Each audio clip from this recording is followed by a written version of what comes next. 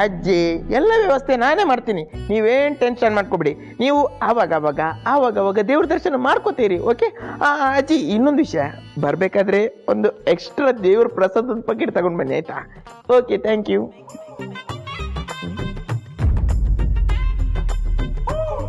ಇದೇನಿದು, ಯಾವಾಗಲೂ ಇವ್ರ ಜೀವನದ ಮಣ್ಣು ಕೆರಿತಾ ಇದ್ದ JCB ಹೊತ್ತು ಸುಮ್ಮನೆ ಕೂತಿದೆಯಲ್ಲ, ಮೋಸ್ಟ್ಲಿ ಡೀಸೆಲ್ ಖಾಲಿ ಆಗಿರ್ಬೇಕು. ಮಾತಾಡಿಸ್ತೀನಿ. ಏನ್ ಮೇಡಮ್, ಆರಾಮಾಗಿ ಕೂತಿದ್ದೀರಾ? ನಿಮ್ಗೇನಾದ್ರು ಪ್ರಾಬ್ಲಮ್ಮಾ? ನನ್ಗೇನ್ ಪ್ರಾಬ್ಲಮ್ ಇಲ್ಲ ಮೇಡಮ್. ಈಗ ಪ್ರಾಬ್ಲಮ್ ಇರೋದು ನಿಮ್ಗೆ. ನಿಮ್ ಸಂಕಟ ನೋಡಿ ಒಂದು ವಿಷಯ ಹೇಳೋಣ ಅಂತ ಬಂದೆ. ಬೇಕಿದ್ರೆ ಹೇಳ್ತೀನಿ, ಬೇಡ ಅಂದ್ರೆ ಹೋಗ್ತೀನಿ. ಮೌನವಾಗಿ ಕೂತಿದ್ದೀರಾ ಅಂದ್ರೆ ಮೌನಂ ಸಮ್ಮತಿ ಲಕ್ಷಣಂ. ಹೇಳ್ತೀನಿ ಕೇಳಿ ನೋಡಿ ಮೇಡಮ್. ನೋಡಿ, ಟೂತ್ ಪೇಸ್ಟ್ ಅಲ್ಲಿರೋ ಉಪ್ಪಿನ ಋಣನೇ ನಾನು ಮರೆಯಲ್ಲ. ಅಂಥದ್ರಲ್ಲಿ ಈ ಮನೆ ನಾನು ಅನ್ನ ತಿಂದಿದ್ದೀನಿ, ಅನ್ನದ ಋಣ ಮರೆಯಕ್ಕಾಗುತ್ತೆ ಮೇಡಮ್? ನೋಡಿ, ಅದೇ ಋಣದಲ್ಲಿ ನಿಮ್ಗೊಂದು ಮಾತು ಹೇಳ್ತೀನಿ. ಮನೆಯಲ್ಲಿ ನಡೆದಿದ್ದ ವಿಷಯಕ್ಕೆ ತಲೆ ಕೆಡಿಸ್ಕೋಬೇಡಿ. ನೋಡಿ, ಗಂಡ ಹೆಂಡತಿ ಮಧ್ಯೆ ನಾವು ಮೂರನೇವರು ಮೂಗು ತೋರಿಸ್ಬಾರ್ದು. ಎಂಥದೇ ಪರಿಸ್ಥಿತಿ ಬಂದ್ರು ಗಂಡ ಹೆಂಡತಿನ ಬಿಟ್ಕೊಡಲ್ಲ, ಹೆಂಡತಿ ಗಂಡನ್ ಬಿಟ್ಕೊಡಲ್ಲ. ಈ ಸಂಬಂಧನೇ ಹಂಗೆ ಮೇಡಮ್. ಅದಲ್ಲದೆ ಇವಾಗ AG ಸರ್ ಮತ್ತೆ ಲೀಲಾ ಮೇಡಮ್ ಸಿಕ್ಕಾಪಟ್ಟೆ ಕ್ಲೋಸ್ ಆಗಿದ್ದಾರೆ. ಅವ್ರ ಮಧ್ಯೆ ಹೋಗ್ಬೇಕಾದ್ರೆ ಸ್ವಲ್ಪ ಯೋಚನೆ ಮಾಡಿದ್ರೆ ನಿಮ್ಗೂ ಒಳ್ಳೆದು. ನೀವ್ ಹೇಳೋದೆಲ್ಲ ಸುಳ್ಳು. ಲೀಲಾ ಗರ್ಭಿಣಿ ಆಗಿದ್ದಾಳೆ ಅಂತ ಹೇಳಿದ್ರಿ. ಅದು ಅವ್ರ ಆಕ್ಟಿವಿಟಿ ಎಲ್ಲ ನೋಡಿ ಆಗಿರ್ಬೋದೇನೋ ಅಂತ ಅನ್ಕೊಂಡಪ್ಪ. ಈಗ ಆಗಿಲ್ಲ ಅಂದ್ರೆ ಏನಾಯ್ತು ಮೇಡಮ್, ಅವ್ರಿರೋ ಕ್ಲೋಸ್ನೆಸ್ಗೆ ಮುಂದೆ ಪಕ್ಕ ಹಾಗೆ ಆಗುತ್ತೆ ಮೇಡಮ್. ಮೇಡಮ್, ಇನ್ಮೇಲಿಂದ ನೀವು ಹುಷಾರಾಗಿರಿ. ನೀವು ಲೀಲಾ ಮೇಡಮ್ನ ಟಚ್ ಮಾಡ್ಬೇಕಂದ್ರೂ AG ಸರ್ನ ದಾಟ್ಕೊಂಡೇ ಹೋಗ್ಬೇಕಾಗುತ್ತೆ. ಸೊ ಅದಕ್ಕೆ ಸ್ವಲ್ಪ ಹುಷಾರಾಗಿರಿ. ನಿಮ್ಗೆ ಒಳ್ಳೇದಕ್ಕೆ ಹೇಳ್ತಿದ್ದೀನಿ ಮೇಡಮ್. ಇನ್ಮೇಲೆ ನಿಮ್ಮ ಇಷ್ಟ. Bye madam, good night.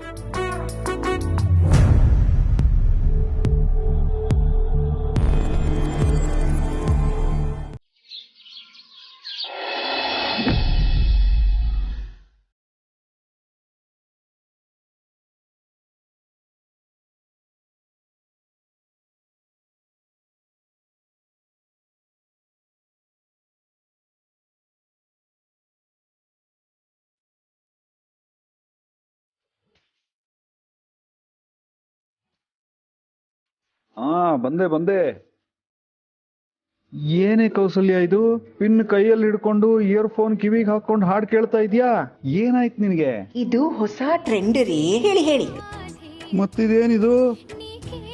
ನಿನ್ನೆ ಮಗಳು ಮನೆಗೆ ಬಂದಿಲ್ಲ ಅಂತ ಸೂರ್ ಕಿತ್ತಾಗೋ ಹಾಗೆ ಕಿರ್ಚಾಡ್ತಾ ಇದ್ದವರು ಇವತ್ತು ಮಡಕೆ ನೀರಿನ ತರ ಕೂಲ್ ಆಗಿದ್ದೀರಾ? ಅಯ್ಯ, ನೀವು ನಿಮ್ಮ ಲೆವೆಲ್ಗೆ ಮಡಕೆ ನೀರ್ ತರ ಹೋಲಿಸ್ಕೊಳ್ತಿದ್ದೀರಲ್ರಿ. ನನ್ನ ಲೆವೆಲ್ಗೆ ಡಬಲ್ ಡೋರ್ ಫ್ರಿಡ್ಜ್ ತರ ಹೋಲಿಸಿ ತರಕಂತೂ ಆಗಲ್ಲ. ಅಟ್ಲೀಸ್ಟ್ ಕಂಪೇರ್ ಆದ್ರೂ ಮಾಡ್ರಿ, ಖುಷಿ ಪಡ್ತೀನಿ. ಆಯ್ತಮ್ಮ, ಈಗಿಷ್ಟು ಕೂಲ್ ಆಗಿ ಯಾಕಿದ್ಯಾ ಅದನ್ನಾದ್ರೂ ಹೇಳು. ಅದು ರೇವತಿ ಮನೆಗೆ ಬಂದ್ಲಲ್ಲ, ಅದಕ್ಕೆ ಸ್ವಲ್ಪ ಕೂಲ್ ಆಗಿದ್ದೀನಿ. ಆದ್ರೂ ಸ್ವಲ್ಪ ಬೇಜಾರು. ಅಲ್ಲ, ಮಗಳು ಮನೆಗೆ ಬಂದಾಯ್ತಲ್ಲ, ಮತ್ತೆ ಯಾಕೆ ಬೇಜಾರು? ಅವಳು ಮನೆಗೆ ಬಂದಿದ್ದೇ ಬೇಜಾರು. ಕೌಸಲ್ಯ, ನಿನ್ ತಲೆಗೇನಾದ್ರೂ ಪೆಟ್ಟಾಗಿದ್ಯೇನೆ? ಎಲ್ಲಾದ್ರೂ ಎಡುಗೆಡು ಬಿದ್ಯಾ? ಸ್ವಾಮಿಗಳು, ಅಲ್ಲ, ಮಗಳು ಮನೆಗೆ ಬರ್ಲಿಲ್ಲ ಅಂತ ಗೋಳಾಡ್ತಾ ಇದ್ದವಳು ಇವಾಗ ನೋಡಿದ್ರೆ ಮನೆಗೆ ಬಂದ್ರೂ ಬೇಜಾರಾಗ್ತಾ ಇದೆ ಅಂತೀಯಾ? ಯಾಕೆ, ಏನಾಯ್ತು? ಅಲ್ಲ ರೀ, ಅಕ್ಕ ಬಾವನ್ ಮನೆಗೆ ಹೋಗಿದ್ದಾಳೆ. ಬಾವಂದು ಪ್ಯಾಲೇಸ್ ಅಂತ ಮನೆ. ಅಲ್ಲೊಂದು 4 ದಿವಸ ಇದ್ದು ತುಪ್ಪ ಬೆಣ್ಣೆ ಎಲ್ಲ ತಿನ್ಕೊಂಡು ಆರಾಮಾಗಿರೋದ್ ಬಿಟ್ಟು ತಟ್ ಅಂತ ಹೋಗಿ ಫಟ್ ಅಂತ ಬಂದಿದ್ದಾಳೆ. ಅದಕ್ಕೆ ಬೇಜಾರು. ವಾ, ನೀ ಯಾವ ನಕ್ಷತ್ರದಲ್ಲಿ ಹುಟ್ಟಿದ್ಯೆ ಕೇಳ್ಬಿಟ್ಟು ಹೇಳ್ತೀಯಾ? ಭರಣಿ ನಕ್ಷತ್ರ. ನೀನು, ನಿನ್ನ ಆಲೋಚನೆಗಳು ಆ ದೇವರಿಗೆ ಪ್ರೀತಿ. ಎಲ್ಲಿ ಮಗಳು ಕಾಣ್ತಾ ಇಲ್ಲ? ಅವಳು ಯಾಕೋ ಬಂದಾಗಿಂದ ಸ್ವಲ್ಪ ಬೇಜಾರ್ನಲ್ಲಿದ್ದಾಳೆ. ಸ್ಯಾಡ್. ನಾನೇ ಮಾತಾಡ್ತೀನಿ ತಡಿ. ರೇವತಿ, ಚಿಕ್ಕಿ, ಬಂದೆಪ್ಪ.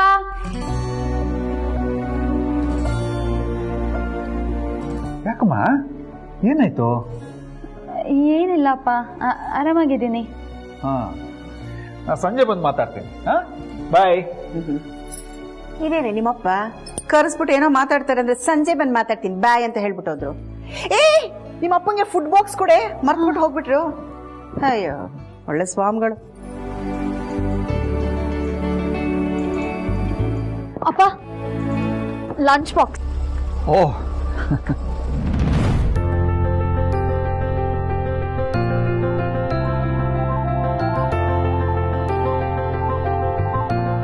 ಬನ್ನಿ ಬನ್ನಿ. ಎಂತ ಆಶ್ಚರ್ಯ. Sir unexpected. ಅದು ಕನಸಲ್ಲೆಲ್ಲ ಕರು ಕಾಣಿಸ್ತಾ ಇತ್ತು, ಯಾಕೆಂತ ಅರ್ಥ ಆಗಿರ್ಲಿಲ್ಲ, ಈಗ ಅರ್ಥ ಆಯ್ತು. ಬನ್ನಿ. ಕೌಸಲ್ಯ. ಓಹೋ, ಚಂದ್ರಶೇಖರ್ ಸ್ವಾಮಿಗಳು ಕೊಟ್ಟ ಮಾತು ಇಟ್ಟು ಹೆಜ್ಜೆ ವಾಪಸ್ ತಗೊಳ್ದಿರೋ ನೀವು ಕೆಲ್ಸಕ್ಕೆ ಹೋದವ್ರು ಹಾಗೆ ವಾಪಸ್ ಬಂದ್ಬಿಟ್ಟಿದ್ದೀರಲ್ಲ, ಯಾಕೋ? ಇವತ್ತು ನಾನು ಆಫೀಸಿಗೆ ರಜಾ. ಯಾಕೆ? ಇದಕ್ಕೆ. ನಮಸ್ಕಾರ ಅಳಿ ಅಂದ್ರೆ. ಅಲ್ಲ ಕಣೆ, ಹೊರಡಕ್ ಮುಂಚೆ ಒಂದ್ ಮಾತು ಹೇಳ್ಬಿಡ್ ಬರ್ಬೋದಿತ್ತಲ್ವಾ? ಹೀಗೆ ಹೋಗ್ತಾ ಇದ್ವಿ, ಬಂದ್ ಹೋಗೋಣ ಅನ್ಕೊಂಡ್ವಿ ಅಮ್ಮ. ಸ್ವಾಮಿಗಳೇ, ನಿಮ್ಗೆ ಆಫೀಸಿಗೆ ಲೇಟ್ ಆಗ್ಲಿಲ್ವಾ? ಇವತ್ತು ಲಕ್ಷ ಕೊಟ್ಟರು ಆಫೀಸ್ಗೆ ಹೋಗಲ್ಲ ನಾನು. ಬಾಸ್ ಮನೆಗೆ ಬಂದಿದ್ದಾರೆ. ಸರಿ, ನಿಂತೆ ಮಾತಾಡಿಸ್ತಿದ್ದೀರಲ್ಲ, ಬನ್ನಿ ಅಳಿ ಅಂದ್ರೆ. ಬಾಮ್ಮ.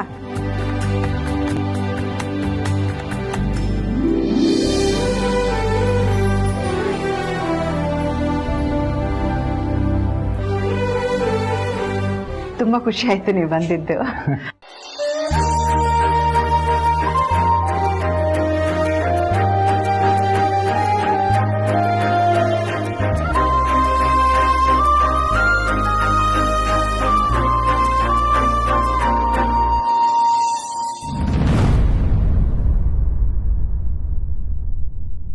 ಅಮ್ಮ, ರೇವತಿಯಲ್ಲಿ?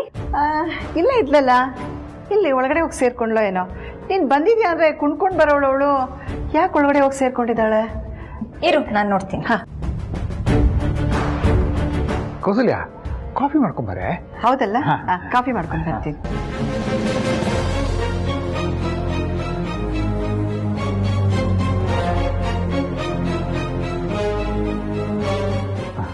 ಒಂದು ನಿಮಿಷ ಬರ್ತೀನಿ ನಾನು. ಹಾಂ.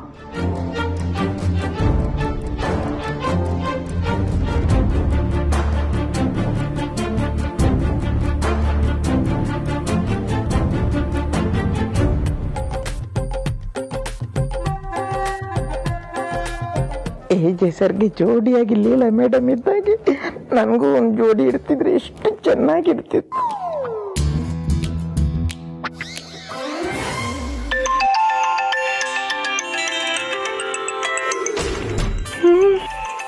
ನನ್ನ ಮಾತು ನಿಜ ಆಗುತ್ತೆ ಅನ್ಸುತ್ತೆ. ಫೋನ್ ರಿಂಗ್ ಆಗ್ತಿದೆ. ಹಚ್ಚಿನ. ಹಲೋ. ಅಯ್ಯೋ ಅಜ್ಜಿ, ನನ್ನ ಜೀವನ ಹೇಗಾಗಿದೆ ನೋಡಿ ಅಜ್ಜಿ. ಈ ಟೈಮಲ್ಲಿ ನಂಗೆ ವಯಸ್ಸಿನ ಹುಡುಗಿರು ಕಾಲ್ ಮಾಡಬೇಕು, ಆದ್ರೆ ಹಣೆ ಬರಕ್ಕೆ ಹೊಣೆ ಯಾರು ಅನ್ನೋ ತರ ವಯಸ್ಸಾಗಿರೋರು ಫೋನ್ ಮಾಡ್ತಿದ್ದಾರೆ. ಯಾಕೋ, ಹೇಗಿದೆ ನಿನ್ನ ಆರೋಗ್ಯಕ್ಕೆ? ಆರೋಗ್ಯ ಎಲ್ಲ ಚೆನ್ನಾಗಿದೆ ಅಜ್ಜಿ, ಆದ್ರೆ ತಲೆನೇ ಓಡ್ತಾ ಇಲ್ಲ. ನೋಡಪ್ಪ, ನಾನಂತೂ ಮನೆ ಬಿಟ್ಟು ತೀರ್ಥಯಾತ್ರೆಗೆ ಬಂದ್ಬಿಟ್ಟಿದ್ದೀನಿ. ನೀನು ಮನೇಲಿ ಯಾರು ಇಲ್ದ ಹಾಗೆ ಮಾಡ್ತೀನಿ, ಲೀಲಾರಾಮ್ ಇಬ್ರು ಒಟ್ಟಿಗೆ ಆಗೋ ಹಾಗೆ ಮಾಡ್ತೀನಿ ಅಂತೆಲ್ಲ ಪಣ ತೊಟ್ಟಿದ್ಯಲ್ಲ, ಅದೇನಾಯ್ತು? ಅಯ್ಯೋ ಅಜ್ಜಿ, ನಾನು ಅದನ್ನೇ ಯೋಚನೆ ಮಾಡ್ತಿದ್ದೀನಿ. ಈ ಸೊಸೆಂದ್ರೆ ಹೇಗೆ ಹೊರ ಕಳ್ಸೋದು, ಏನ್ ಹೇಳಿ ಹೊರ ಕಳ್ಸೋದು ಅಂತಾನೆ ಗೊತ್ತಾಗ್ತಿಲ್ಲ. ಅದು ಒಂದೇ ಬ್ಯಾಲೆನ್ಸ್ ಇರೋದು.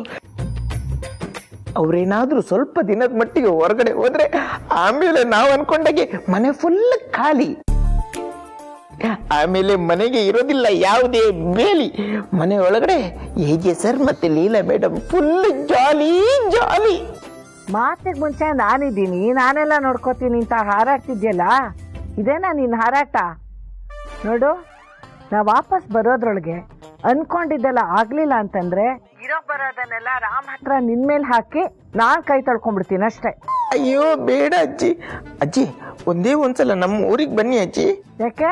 ಅಜ್ಜಿ ಅಂದ್ರೆ ಹೇಗಿರ್ಬೇಕು ಅಂತ ನಮ್ಮ ಅಜ್ಜಿನ ತೋರಿಸ್ತೀನಿ ಅಜ್ಜಿ. ಅಜ್ಜಿ ಸುಮ್ನೆ ತಮಾಷೆ ಮಾಡ್ದೆ ನೋಡಿ, ನೀವೇನ್ ಟೆನ್ಷನ್ ಮಾಡ್ಕೋಬೇಡಿ, ಎಲ್ಲ ನಾನು ನೋಡ್ಕೋತೀನಿ. ನಾನಿದ್ದೀನಲ್ವಾ, ನಾನೇನಾದ್ರೂ ಯೋಚನೆ ಮಾಡ್ತೀನಿ. ಸರಿ ಸರಿ, ಮಾಡೋದ್ ಮಾಡ್ತೀಯಾ? ಬೇಗ ಬೇಗ ಮಾಡು.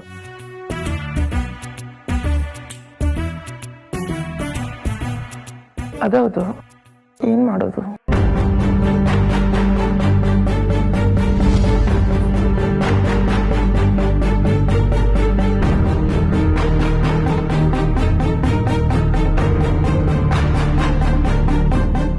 ರೇವತಿ, ಒಂದ್ಸಲ ಅಕ್ಕ ಅಂತ ಕರಿಯೇ. ಇಷ್ಟು ದಿನ ಆಡ್ದಿರೋ ಮಾತುಗಳೆಲ್ಲ ಆಡ್ಬಿಡ್ತೀನಿ. ಅಯ್ಯೋ ಅಕ್ಕ, ನಿನಗೆ ನಾನು ಮುಖ ತೋರ್ಸೋಕ್ಕೂ ಯೋಗ್ಯತೆ ಇಲ್ಲ. ನಿನ್ನ ಮುಂದೆ ಮಾತಾಡೋ ಎಲ್ಲ ಅರ್ಹತೆನೂ ಕಳ್ಕೊಂಡಿದ್ದೀನಿ. ನಿನಗೆಷ್ಟು ದೊಡ್ಡ ಮೋಸ ಮಾಡಿ ನಾನು ಹೇಗಕ್ಕ ಮಾತಾಡಲಿ?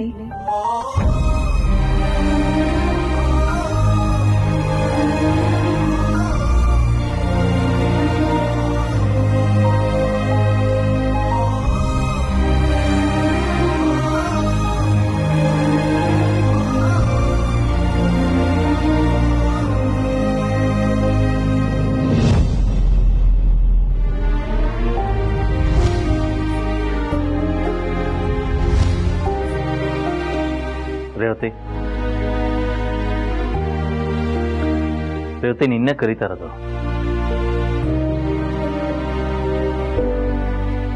ಭಾವ, ನಿಮ್ ತಮ್ಮಯ್ಯ ಅಂತೀನಿ. ನನ್ನ ಹತ್ರ ಯಾಕೆ ಬಂದ್ರಿ? ನನ್ ಪಾಪಿ, ನನ್ ಮೋಸಗಾತಿ. ಒಬ್ರಿಗಲ್ಲ, ನಿಮ್ಮಿಬ್ರಿಗೂ ಮೋಸ ಮಾಡಿದ್ದೀನಿ. ನನಗೆ ಒಳ್ಳೇದ್ ಬಯಸಿದವ್ರಿಗೆ ನೋವು ಕೊಟ್ಟಿದ್ದೀನಿ. ನಾನು ಮಾಡಿರೋ ಪಾಪಕ್ಕೆ ಹೇಗಾದ್ರೂ ನಾಶ ಆಗಿ ಹೋಗ್ತೀನಿ. ಬಿಟ್ಬಿಡಿ, ನನ್ನ ಬಿಟ್ಬಿಡಿ. ನಿಮ್ಮಿಬ್ರು ಮುಖ ತೋರ್ಸಕ್ಕೂ ಆಗಲ್ಲ ನನಗೆ. ಬದುಕಕ್ಕೂ ಯೋಗ್ಯತೆ ಇಲ್ದೋಳ್ ನಾನು. ನನ್ನ ಬಿಟ್ಬಿಡಿ. ಮುಚ್ಚೆ ಬಾಯಿ. ಮಾತಾಡಕ್ ಬರುತ್ತೆ ಅಂತ ಏನೇನೋ ಮಾತಾಡ್ತಿದ್ಯಾ? ನಾನು ನಿನ್ನ ಅಕ್ಕ ಇನ್ನು ಬದುಕಿದ್ದೀನಿ. ಬದುಕಕ್ ಅರ್ಹತೆ ಇಲ್ವಂತೆ, ಸಾಯ್ತಾಳಂತೆ. ಈ ಮನೆಯಲ್ಲಿ ನಿನ್ಗೋಸ್ಕರ 3 ಜೀವಗಳಿದೆ.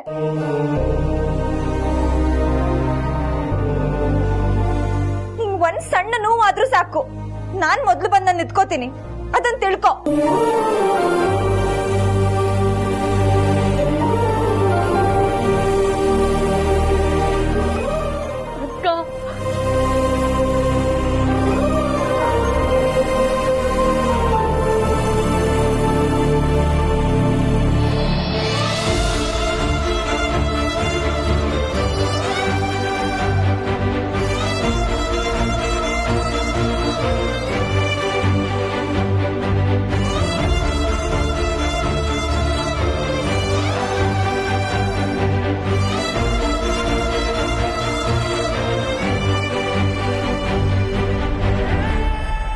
ತಪ್ಪಾಯ್ತಕ್ಕ, ನನ್ನಿಂದ ದೊಡ್ಡ ತಪ್ಪಾಗೋಗಿದೆ.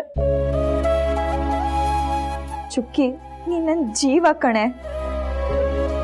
ಸಾಯೋ ಮಾತಾಡಿದ್ರೆ ನಂಗೆ ನೋವಾಗಲ್ವಾ ಹೇಳು?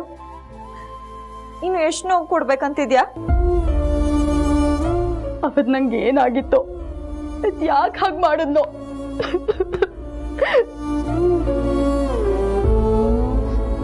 ಅದಾದ್ಮೇಲೆ ಒಂದೊಂದು ಕ್ಷಣನೂ ಕೊರ್ಗಿದ್ದೀನಿ ಅಕ್ಕ.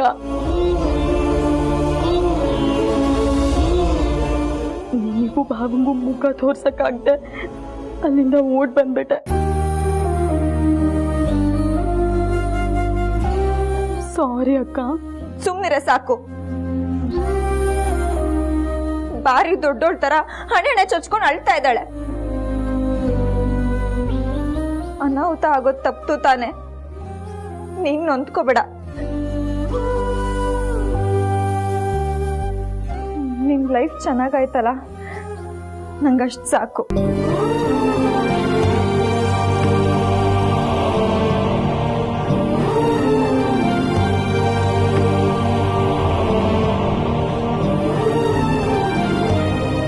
ಭಾವ, ನನ್ನ ಕ್ಷಮಿಸ್ತೀರಾ ಅಲ್ವಾ?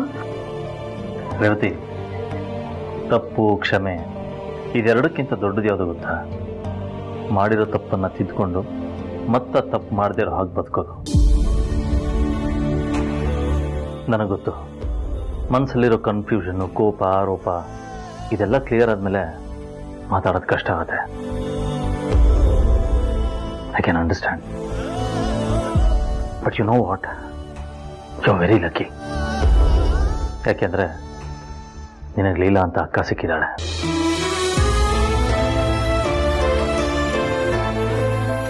ಇಲ್ಲದೇ ಇದ್ದಿದ್ರೆ ನಿನ್ನ ಜೀವನನ ಸರಿ ಮಾಡ್ಕೊಳ್ಳೋದಕ್ಕೆ ಪ್ರಯತ್ನ ಪಡೋ ಅಷ್ಟರಲ್ಲಿ ನಿನ್ನ ಲೈಫ್ ನೀನು ಕೈ ಬಿಟ್ಟು ಹೋಗ್ಬಿಡ್ತಿತ್ತು.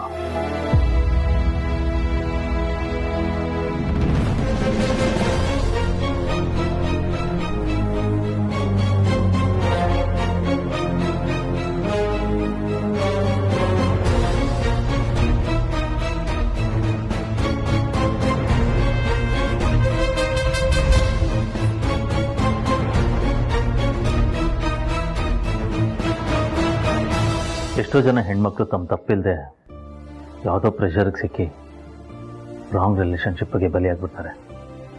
ಎಷ್ಟೇ ಪ್ರಯತ್ನ ಪಟ್ಟರು ಅದರಿಂದ ಹೊರಗೆ ಬರೋದಕ್ಕೆ ಆಗಲ್ಲ. ಬಟ್ ನಿನ್ನ ಲೈಫ್ ಹಾಗಾಗಲಿಲ್ಲ. ಚಿಕ್ಕ ವಯಸ್ಸಲ್ಲಿ ನೂರಾರು ಆಸೆಗಳಿರುತ್ತೆ, ಆದರೆ ಈ ಥರ ರಿಲೇಷನ್ಶಿಪ್ಪಲ್ಲಿ ಸಿಕ್ಕಿದ್ಮೇಲೆ ಆಸೆಗಳೆಲ್ಲ ಹಾಗೆ ಉಳ್ಕೊಂಡ್ಬಿಡುತ್ತೆ.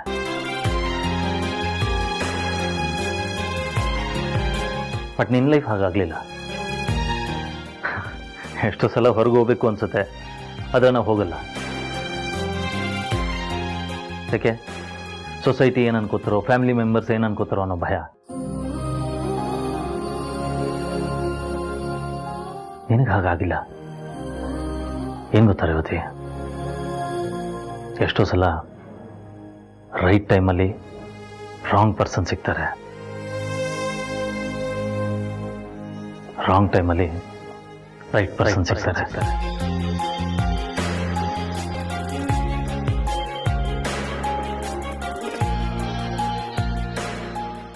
ಬಟ್ ಎರಡು ಕೇಸಲ್ಲೂ ಲೈಫ್ ಚೆನ್ನಾಗಿರಲ್ಲ.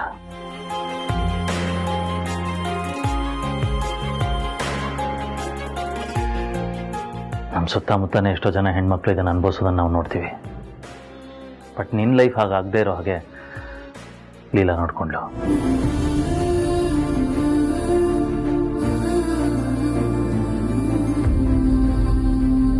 ಈ ತಪ್ಪು ಮಾಡಿದ್ಯಾ ಅಂತ ನಾನು ಹೇಳ್ತಾ ಇಲ್ಲ. ಈ ವಯಸ್ಸಲ್ಲಿ ದೊಡ್ಡವ್ರು ಏನು ಹೇಳಿದ್ರು ಅದು ಸರಿ ಅಂತನೂ ಅನ್ಸಲ್ಲ, ನಾವು ಮಾಡೋದೇ ಕರೆಕ್ಟ್ ಅನ್ಸುತ್ತೆ. ಬಟ್ ಅಟ್ಲೀಸ್ಟ್ ಈಗ ನೀನು ತಪ್ಪಾಗ್ತಾ ಇದೆಯಲ್ಲ, ಇನ್ನು ಮುಂದೆ ನೀನು ಹೀಗೆ ಮಾಡಲ್ಲ ಅಂತ ನಾನು ಅನ್ಕೊಂಡಿದ್ದೀನಿ. ಮೊರೋವರ್ ಹಾಗಾಗೋದಕ್ಕೆ ನಾವು ಬಿಡೋದು ಇಲ್ಲ.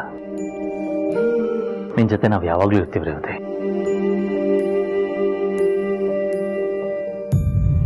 ನಡೆದಿದ್ದೆಲ್ಲ ಮರೆತುಬಿಟ್ಟು ಖುಷಿಯಾಗಿರೋ.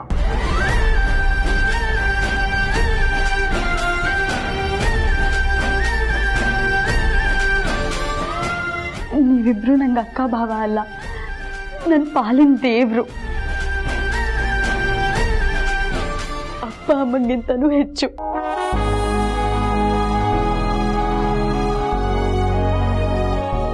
ಭಾವ, ನನ್ನ ಜೀವನನ ನಿಮ್ಮ ಕಾಲಡಿಗಿಡ್ತೀನಿ. ನೀವು ಹೇಗೆ ಹೇಳ್ತಿರೋ ಹಾಗೆ ನಾನು ಕೇಳ್ತೀನಿ. ನೀವೇ ನನಗೆಲ್ಲ.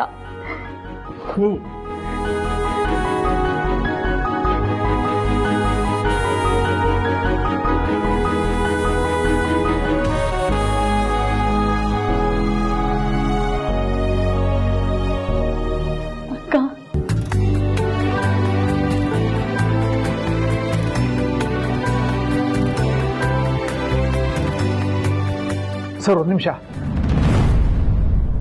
ಹೀಗೆ ಕೇಳ್ತಾ ಇದ್ದೀನಿ ಅಂತ ಅಪಾರ್ಥ ಮಾಡ್ಕೋಬೇಡಿ. ಒಬ್ಬ ತಂದೆ ಸ್ಥಾನದಲ್ಲಿ ನಿಂತು ಕೇಳ್ತಾ ಇದ್ದೀನಿ. ಕೇಳಿ. ನೀವು ಮತ್ತೆ ಲೀಲಾ ಯಾವತ್ತೂ ಈ ರೀತಿ ಧಾವಂತದಿಂದ ನಮ್ಮ ಮನೆಗೆ ಬಂದಿಲ್ಲ. ರೇವತಿ ಏನೋ ಒಂದು ಥರ ಇದ್ಲು. ಆಮೇಲೆ ನೀವು 3 ಜನ ಕೂತು ಏನೋ ಆಳವಾಗಿ ಚರ್ಚೆ ಮಾಡ್ತಾ ಇದ್ರಿ. ನಮ್ಮ ರೇವತಿ ಏನೋ ತಪ್ಪು ಮಾಡಿಬಿಟ್ಟಿದ್ದಾಳೇನೋ ಅಂತ ಭಯ ಆಯಿತು. ಅದಕ್ಕೆ ಕೇಳಿದೆ ಸರ್.